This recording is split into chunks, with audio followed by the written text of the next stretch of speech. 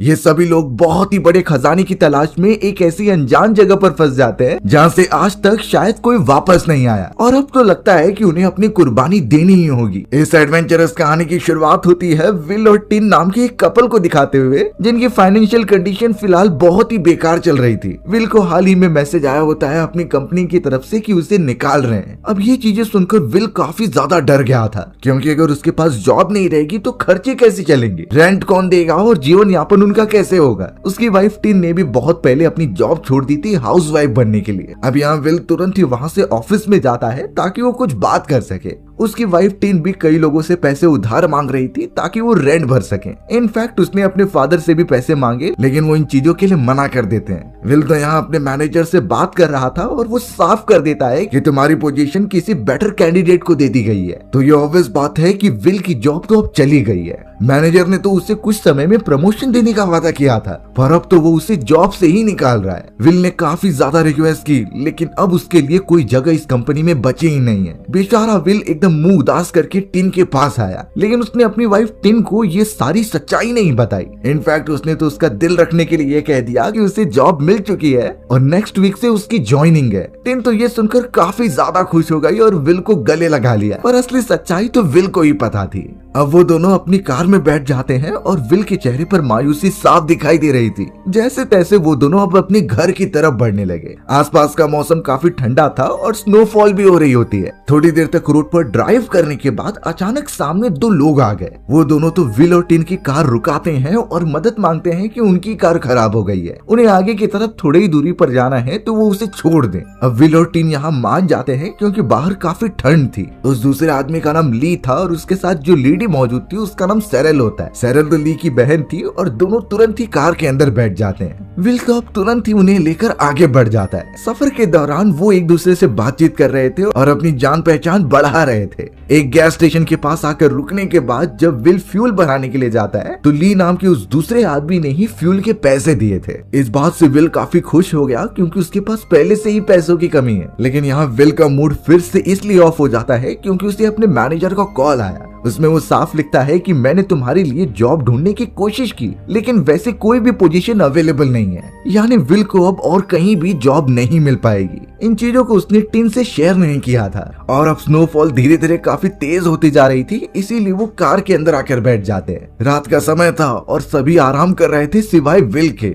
Will तो अपनी car चलाता है और उसके दिमाग में कई सारी बातें घूम रही थी। इनफैक्ट विल और टिन को तो अपनी फैमिली भी स्टार्ट करनी थी और एक बच्चे करने थे, लेकिन अब इस फाइनेंशियल कंडीशन में आकर वो कुछ नहीं कर सकते। जैसे तैसे विल आगे बढ़ता तो है, लेकिन तभी सामने की तरफ एक बूढ़ा आदमी आ जाता है। विल ने सूझबूझकर अपनी कार साइड में की, नहीं तो उसका एक्सीडेंट हो जाता। झटके लगने के कारण बाकी सब भी जग गए थे। तुरंत ही वो कार से उतरते हैं और उस बूढ़े आदमी को देखने चले जाते हैं। बूढ़ा आदमी बहुत ही ज्यादा ठंड में एकदम कांप रहा था। जैसे तैसे वो उसे कार के अंदर लेकर आते हैं ताकि थोड़ी गर्माहट मिले। वो तो बूढ़े आदमी से पूछताछ कर रहे थे कि तुम कौन हो और कहां से आए हो, लेकिन बूढ़े आदमी के मुंह से एक शब्द नहीं निकल रहा था। उसकी पूरी बॉडी मानो एकदम से जम गई हो। बाकी लोग जब उसके जेब में से आईडी कार्ड्स निकालते हैं तो उसके साथ कुछ पैसे भी मिले। सेरेल नाम की वो लेडी तो बिल्कुल भी देरी नहीं करती उन पैसों को लेने के लिए। वहाँ पर आईडी कार्ड्स भी थे जिस पर जॉन लिखा हुआ होता है, लेकिन उन्हें नहीं समझ रहा था कि ये बूढ़ा आदमी इतनी ठंड में खुले सड़क पर क्या कर रहा है। थोड़ी देर तक विल और टिन ने वहाँ पर छानबीन किया, लेकिन बाद में यही खुलासा होता है कि वो बूढ़ा आदमी मर चुका है। उसकी पूरी बॉडी इतनी ज्यादा अकड़ गई थी कि वो इतनी बुरी कंडीशन सह ही नहीं पाया। सभी ये चीज पता चलने के बाद काफी शॉक हो गए थे, इसीलिए वो चारों उस बूढ़े आदमी को लेकर पुलिस स्टेशन चले जाते हैं। ऑफिसर्स ने उनसे कई सारी चीजें पूछी, लेकिन उन्हें तो सिर्फ इतना ही पता था कि ये बूढ़ा आदमी उस ठंड वाली जगह पर था और कुछ समय बाद मर गया। उन लोगों ने उसे बचाने की बहुत कोशिश की, लेकिन ये नहीं पता चला कि उसके साथ क्या हुआ था।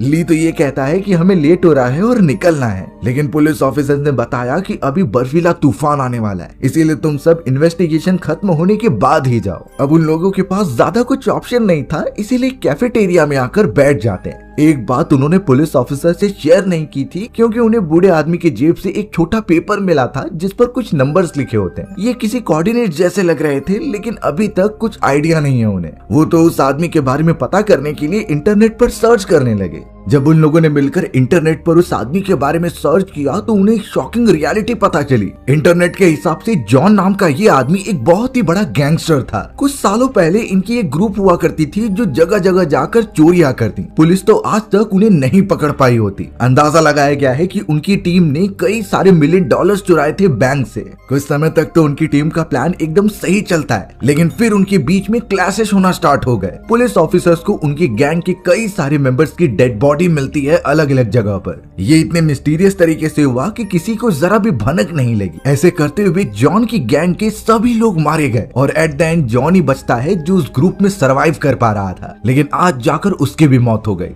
उन सभी को बुरा तो लगता है, लेकिन एक रियलिटी जो उनके सामने थी कि इन लोगों ने जो इतने $1 मिलियन चुराए थे वो अभी तक पुलिस ऑफिसर्स को नहीं मिले। तो अब इसकी वजह से सबका ध्यान उस छोटे से पेपर की तरफ चला जाता है जिसके ऊपर कुछ कोऑर्डिनेट्स लिखे गए थे। उन लोगों को लगने लगा कि ये उसी खजाने के कोऑर्डिनेट्स हैं जहां पर $1 मिलियन छुपाए गए हैं और ये जॉन ने ही इस पर लिखा होगा ताकि कोई जाकर उसे ले ले। ली और सैरल तो इस बात से काफी खुश हो जाते हैं और कहते हैं कि अगर वो हमें मिल गए तो हम उसे इक्वली डिस्ट्रीब्यूट करके काफी अमीर बन सकते हैं, फिर हमें अलग से पैसों की टेंशन लेने की कोई जरूरत नहीं। ली और सैरल तो तुरंत ही राजी हो गए थे कि वो इस कोऑर्डिनेट को ढूंढेंगे और खजाना कैसे भी अपना बना लेंगे। विल तो उन कोऑर्डिनेट्स को बहुत गौर से देखने लगा कि उसके अंदर क्या मौजूद है, लेकिन उसके हिसाब से ये सब बेकार की चीज है और अगर ऐसी जगह सच में मौजूद है जहां पर खजाना रखा गया है तो वहां तक पहुंचना बहुत मुश्किल हो सकता है, इतना मुश्किल कि हमारी जान भी जा सकती है। तो इसलिए विल यही सजेस्ट कर रहा था कि हमें इस खतरे में नहीं पड़ना चाहिए। लेकिन फिर ली इस चीज के अपोजिशन में कहने लगता है कि तुम शायद अमीर नहीं बनना चाहते या फिर तुम्हें बहुत ही ज्यादा डर लग रहा है आगे बढ़ने के लिए। पर उसी समय विल की वाइफ टीन उसे समझाती है कि विल एक फॉरेस्ट ऑफिसर रह चुका है, उसने कई सारे खतरनाक मिशन हंटिंग में बिताए हैं, तो उसे परफेक्टली पता है कि ऐसे बीहड़ वाले इलाके में सरवाइव कैसे करना है। अब ये चीजें सुनने के बाद ली काफी खुश हो जाता है क्योंकि खजाना जरूर ऐसी ही जगह पर होगा और अगर विल उनके साथ है तो वो उनकी मदद जरूर करेगा, तब तो उनका काम बहुत ही आसान हो सकता था। ली और सैरल तो विल को मनाने लगे कि वो भी उनके साथ चले, लेकिन विल इन चीजों के लिए बिल्कुल भी राजी नहीं हो रहा था। अब यहाँ ली और सैरल ने जब उन कोऑर्डिनेट्स को अच्छी तरीके से इंटरनेट पर देखा तो पता चलता है कि ये हमारी सिटी में ही मौजूद है, लेकिन हमें फॉरेस्ट के बर्फीले वाले इलाके में जाना होगा।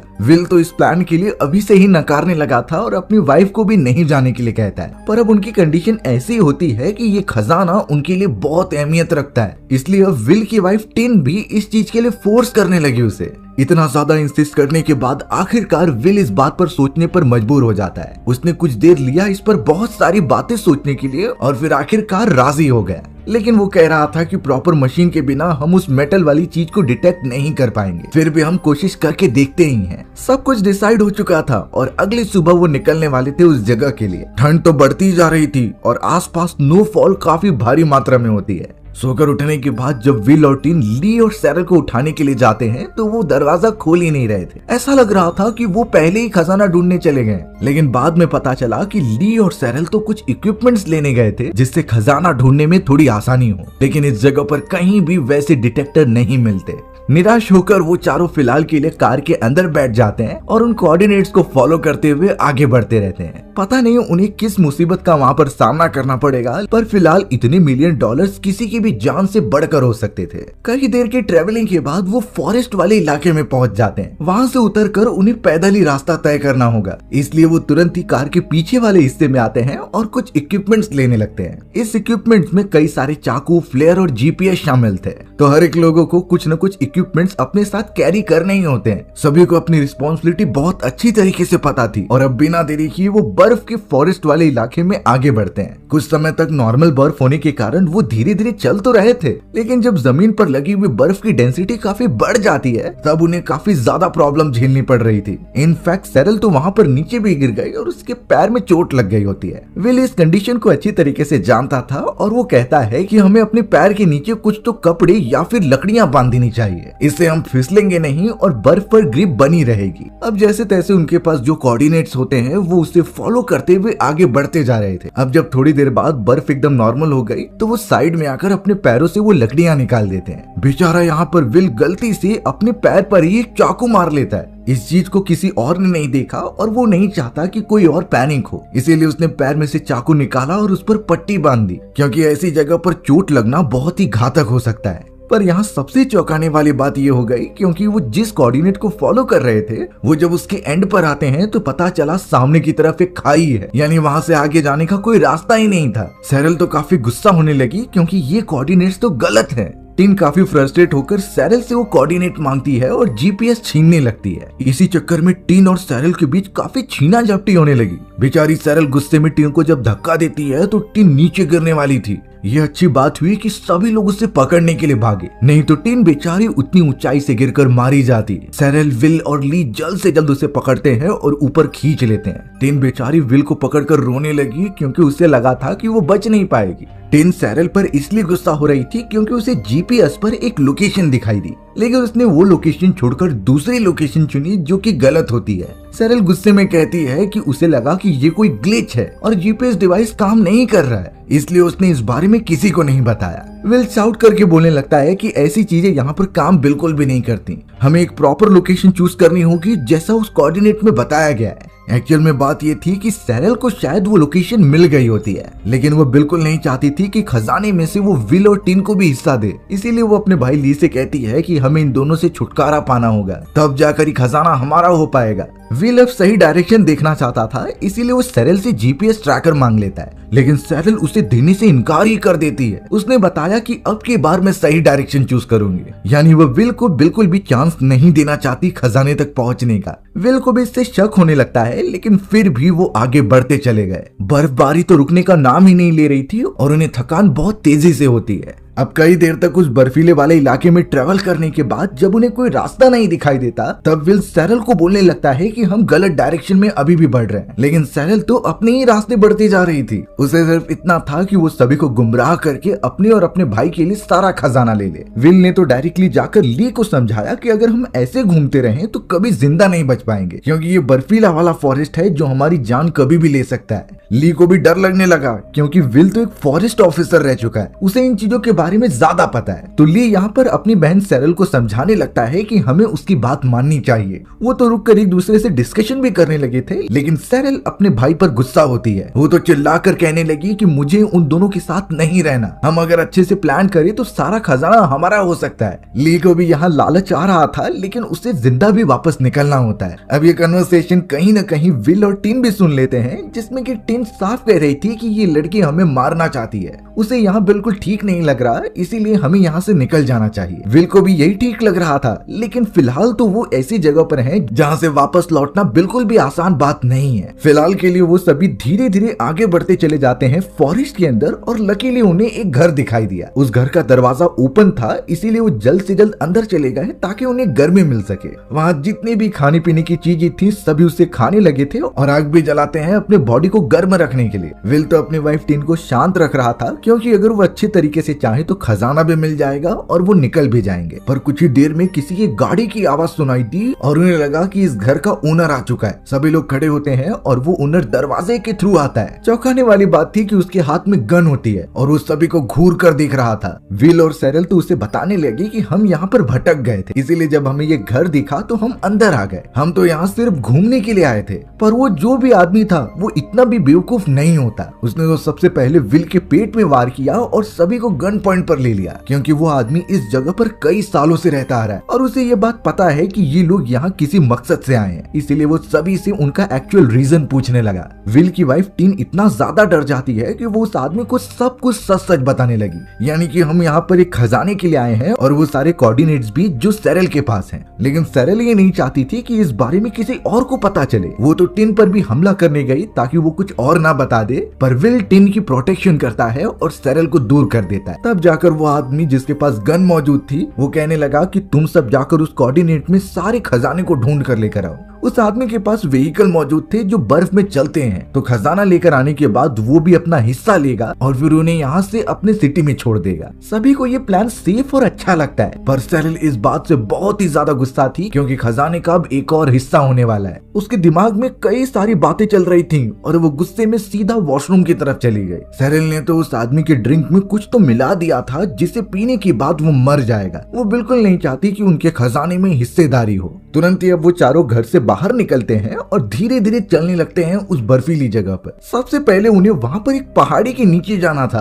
तो वो कैसे भी एक रस्सी को बांधते हैं और धीरे धीरे नीचे जाने लगे। ये बहुत ही खतरनाक होता है, जिसमें कि टिन गिरते गिरते बची। लेकिन अगर ऐसी खतरनाक कंडीशन में हमें उतनी पहाड़ की ऊंचाई से नीचे उतरना है और हमें इस बात का भी ध्यान रखना है कि कहीं वो रस्सी टूट न जाए। अब हमारे इतने ज्यादा वेट के कारण उस रोप का नॉट ना निकल जाए, इसके लिए बहुत ही फेमस टेक्निक आती है। इस टेक्निक का नाम है कैमेकेजी नॉट, जिस पर जितना भी भार डालते जाएंगे तो उसका नॉट उतना ही कड़क होता जाएगा। एक्चुअल में ये टेक्निक हमारे सबसे बड़े wild life survival Bear Grylls use करते थे। किसी भी बीहड़ वाले इलाके में ऐसी जगह तो होती है जहाँ ऊंचाई से नीचे उतरना होता है, तो वो हमेशा कैमेकेजी नॉट यूज करने की ही सलाह देते थे, जिसमें कि रस्सी ना तो टूटती है और ना ही उसका नॉट ढीला होता है। इसके लिए हमें रस्सी में इस तरीके के स्ट्रक्चर बनाने होंगे और उसे इस तरीके से बांध देना होगा कि वो एक दूसरे से जुड़ जाए। फिर अगर हम उस पर भार देते जाएंगे तो वो और भी ज्यादा कड़क होती जाएगी। सबसे अच्छी बात ये होती है कि नीचे उतरने के बाद अगर आप रस्सी पर बिल्कुल भी भार नहीं देंगे और उसे अगर थोड़ा सा भी खींचेंगे तो वो निकल जाती है, यानी आपको रस्सी काटने की जरूरत नहीं, आप उसे वापस यूज कर सकते हो। बियर ग्रिल्स ने यही टेक्निक फॉलो करके कितने सारे बीहड़ वाले इलाके को पार किया है। अब यहाँ कैसे भी उस चट्टान को पार करने के बाद वो चारों बर्फीले वाली फॉरेस्ट में और अंदर चले गए। सैरल और टिन की तबीयत तो काफी खराब होने लगी, क्योंकि ठंड ड्रास्टिकली एकदम बढ़ जाती है। वहाँ का टेम्परेचर काफी कम हो गया था और बर्फबारी तो चालू हो जाती है और बहुत ही ठंड हवाएं तो चारों तरफ बहती हैं। इस समय उन्हें एक जगह पर रुककर वेट करना होगा और अपने बॉडी को ठंडा रखना होगा। इसलिए विल ली को यही राय देता है कि हमें कैसे भी करके इग्लू बनाना होगा। इग्लू उसे कहते हैं जो इस तरीके की ठंड वाली जगह पर गर्मी प्रोवाइड करता है, यानी बर्फ से बनाया गया एक ऐसा चैम्बर जिसके अंदर जाकर वो रात गुजार सकते हैं। विल को ये चीजें बहुत अच्छी से पता थी, इसीलिए वो ली को गाइड करता है। दोनों ने बहुत मेहनत की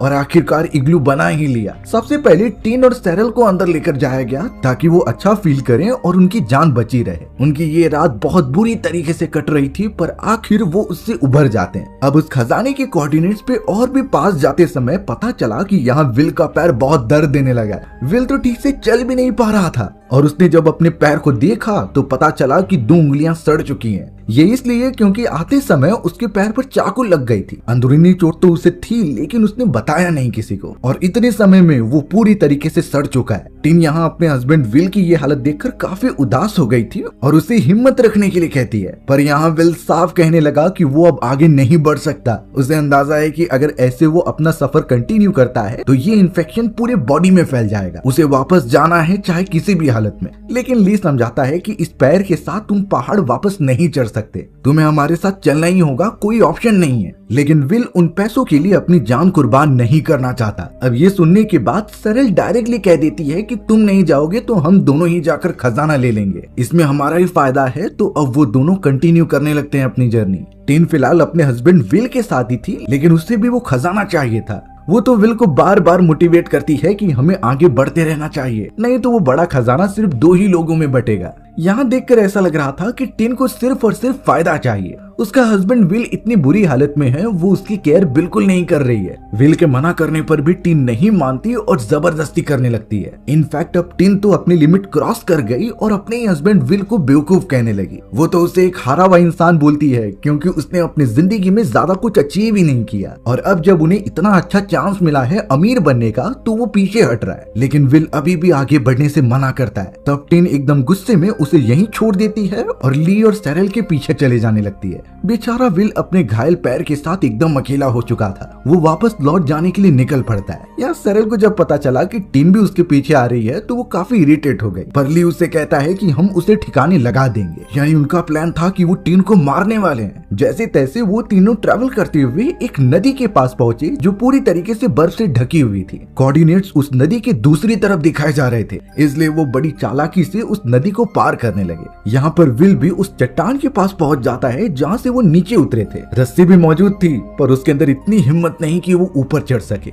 यहाँ टिन, ली और सैरल उस नदी को पार करने के बाद आखिरकार उस लोकेशन पर पहुंच गए जिस जगह की वो कोऑर्डिनेट्स बताए गए थे। सैरल अच्छी तरीके से ट्रैकर को चेक करती है और उस जगह पर खुदाई करना स्टार्ट कर देती है, क्योंकि हो ना हो यहीं कहीं वो खजाना होने की चांसेस ज्यादा हैं। सभी हर तरफ से जल्दी जल्दी लगातार खोदने लग जाते हैं। थोड़ी देर की खुदाई के बाद अचानक उन्हें जमीन के अंदर कोई आयरन की चीज दिखाई दी। इससे वो समझ जाते हैं कि यहीं पर वो खजाना रखा गया है। टीन, ली और सैरल जरा भी टाइम वेस्ट नहीं करते और उसे बाहर निकालने में लग जाते हैं। लिटरली जमीन के अंदर अब वो बॉक्स दिखाई पड़ते जा रहा था जिसमें शायद खजाना मौजूद है। वो तो एक खजाने का बॉक्स होता है जिसे जल्द से जल्द निकाला गया और जब वो ओपन करते हैं तो उसके अंदर सच में कई सारे प्रीमियम गोल्ड रखे गए थे। इतने सारे खजाने को देखकर तीनों की तीनों चौंक गए और अब बिना देरी किए उन्होंने सारे सामान इकट्ठा करना स्टार्ट कर दिया। टीन भी यहाँ जब अपने हिस्से को ले रही थी तो सैरल को बिल्कुल अच्छा नहीं लगता। वो यही सोच रही थी कि हम इसे मार कर इसका भी हिस्सा छीन सकते हैं, इसीलिए वो एक अच्छे मौके का इंतजार करने लगी। दूसरी तरफ हमें विल को दिखाया गया जो जैसे तैसे पहाड़ के ऊपर चढ़ गया था और वो वापस उसी घर के पास आ गया जहाँ से वो निकले थे। लेकिन जैसे ही वो अंदर जाता है तब एक चौंकाने वाली बात पता चली।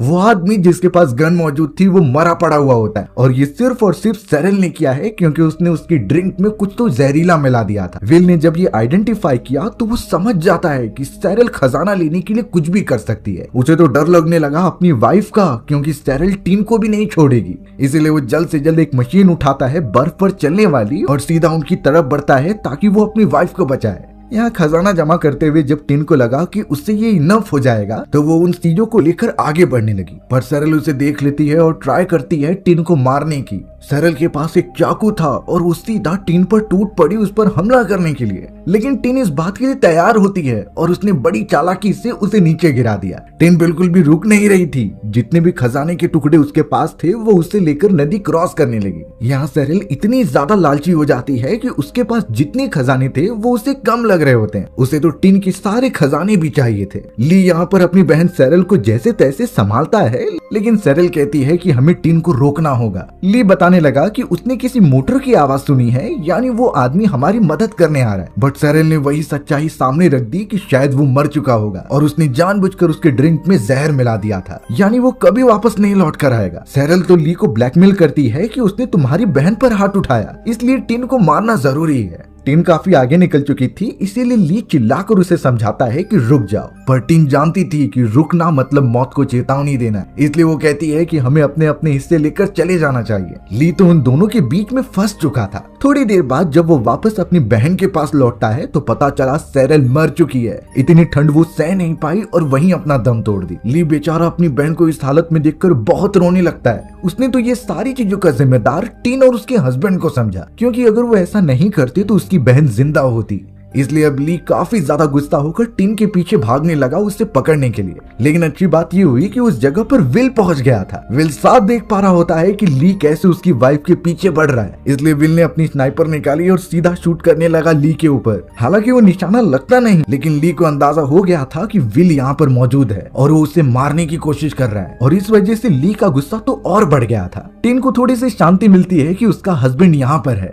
लेकिन वो भागते हुए फॉरेस्ट वाले इलाके में पहुंच गई जहाँ पर ली के पास एक चाकू मौजूद था। वो तो उसी की मदद से टिन के ऊपर कूदकर मारना चाहता था। ली ने कई बार चाकू से हमला करने की कोशिश की, पर टिन बचकर वहाँ से भाग जाती है। एक मोमेंट ऐसा भी आया जब टिन के बॉडी पर एक वार लग भी गया था, पर उसने तुरंत ही एक पत्थर उठाया और सीधा ली के चेहरे पर मारा। ली के हाथ से चाकू नीचे गिर जाती है और वो सीधा जाकर पानी में चला जाता है। उसका सर एक पत्थर से बहुत ही तेजी से टकराया, जिससे ठंडे पानी में उसकी वहीं पर मौत हो गई। टिन को लगा कि अब वो और उसका हस्बैंड बच जाएगा, लेकिन विल जब पहाड़ से नीचे उतरने का ट्राई कर रहा था तभी वो रस्सी टूट गई। बेचारा विल इतनी ऊंचाई से नीचे आकर गिरता है। उसके बॉडी में तो कई सारे फ्रैक्चर्स हो गए थे और पैर टूट चुका था। लग नहीं रहा था कि उनमें से कोई भी बच पाएगा। टिन के हाथ में जितने खजाने होते हैं वो उसे फेंकती है और अपने हस्बैंड की मदद करने जाती है, पर ऑब्वियस बात है कि इतनी ठंड में उसकी भी बॉडी रिएक्ट नहीं कर रही। वो दोनों ही एकदम से बेबस हो चुके थे और उस बर्फ वाली जमीन पर पड़े होते हैं। लेकिन टिन ने मरने से पहले एक फ्लेयर जला दी जो सीधा आसमान में जाकर ब्लास्ट हो जाती है। इससे एटलीस्ट रेस्क्यूअर्स को पता चल जाएगा उनकी लोकेशन का।